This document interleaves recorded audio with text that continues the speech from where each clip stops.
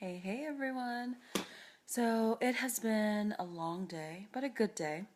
I wanted to close out the night by just talking with you all for just a few minutes before I go to bed. I woke up this morning and I read an article about what's been happening with the ICE raids.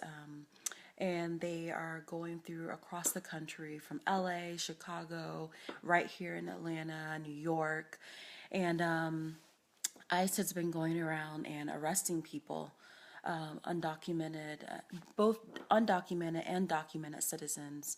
Sorry, undocumented and documented persons. So I was reading that, and I'm just thinking, like, man, as I'm adamant about talking about the emotions that we're feeling, it's quite clear that the emotions for this country are on edge. It's fair to say that there's a sense of anxiety or almost paranoia about what's really happening with the new transition of power recently. With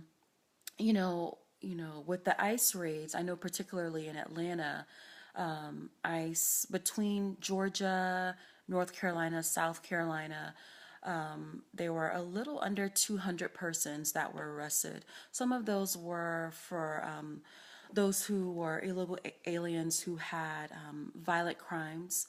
But the scary thing about this is we don't know who else ICE is picking up.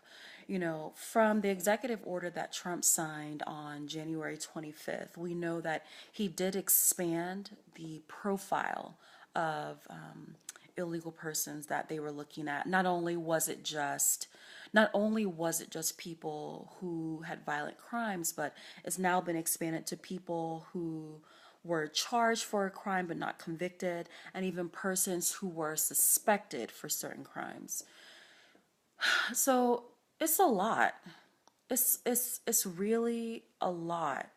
My heart was heavy this morning, really thinking about this. My heart has been heavy thinking about it. It hasn't been something that I've processed openly. I do have my core group of people that I talk about this with, but it's really a lot that our country is walking through. So, just as I would, walk anyone who is dealing with anxiety or fear, I think the same thing applies here. One of the number one things that we can do with this kind of national sense of anxiety that we're facing is get as much information as you can. We're reading articles about what's happening with ICE. We're reading articles about what has been happening with the travel ban. We're seeing all the executive orders that have been signed. You yourself have access to those executive orders that Trump has signed. I will link it below after I finish up this video.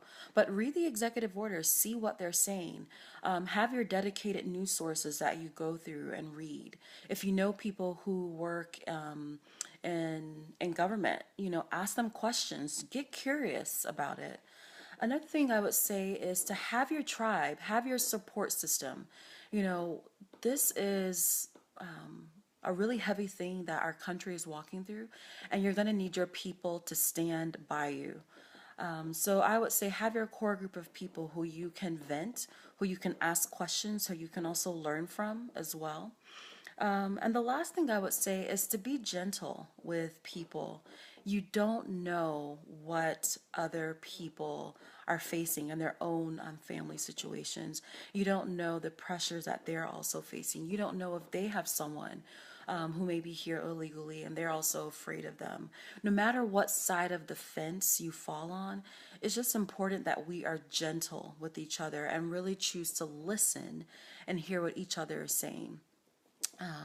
We've got a ways to go, but we can do it if we lean on each other and if we stay together and learn from each other. So that's what I wanted to say tonight. Just wanted to check in and see where your heart is. It's a lot that our country is walking through, but I do believe we're going to be all right. Stay together, lean on each other, keep yourself informed. All right.